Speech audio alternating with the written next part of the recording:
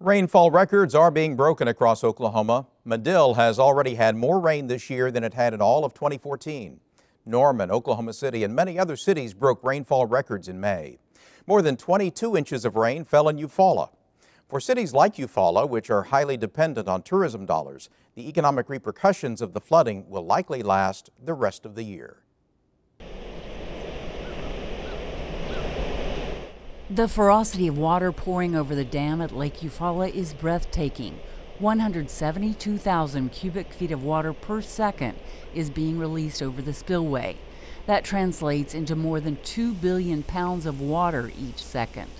This spring may break a flood record for the area.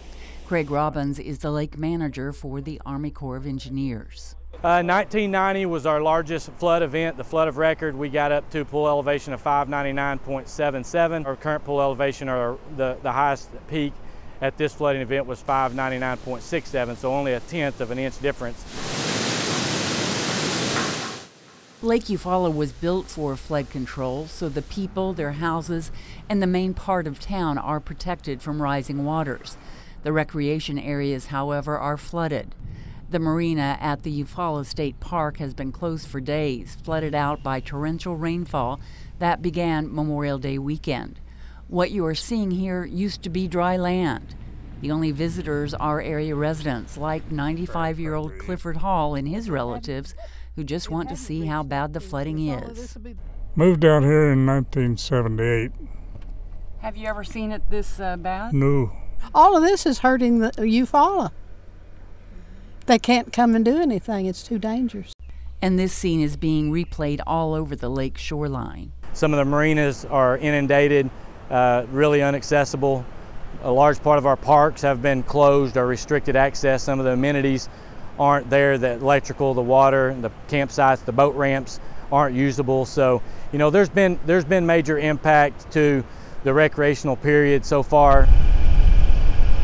The Jellystone Park Marina is flooded out and the recreation area is empty. The workers assembling the inflatable water toys abandoned their work on land just prior to the Memorial Day weekend rains.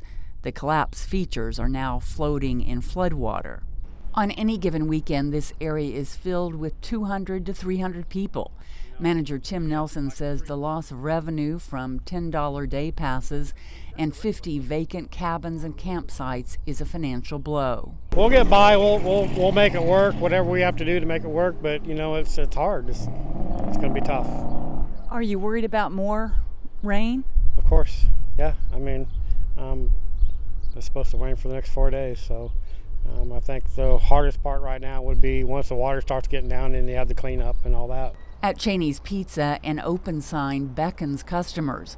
Becky Spalding says business from local residents is the only thing keeping her restaurant alive. At this time of year, we're usually really busy, and the streets, you know, lots of people down here shopping. You don't see nobody shopping, especially Thursday, Friday, Saturday, Sunday, the weekends.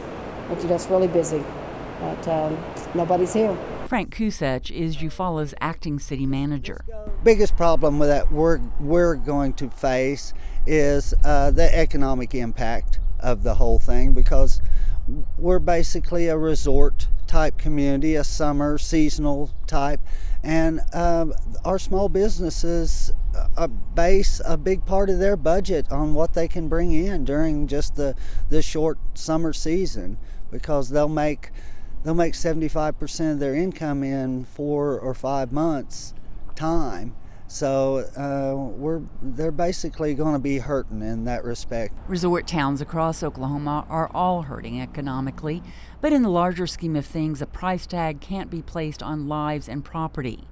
The Keystone Dam is key to ensuring the safety of residents in much of Oklahoma and beyond. It is the last flood control spot on the main stem of the Arkansas River. It protects Tulsa from flooding and other cities along the river's corridor by holding back the water that flows through and into the state. Ken Dunlap is with the Army Corps of Engineers. All the way up into Kansas, this Arkansas River system goes all the way up into central Kansas. So any water that falls there, any water that falls in the Oklahoma City area, the Canadian River, That's all going to Eufaula, which again goes to the Arkansas. Engineers at Keystone Dam have been working around the clock determining controlled water releases to minimize flooding elsewhere. When the water recedes, communities near all Oklahoma lakes and rivers can begin to try and recoup some of their losses.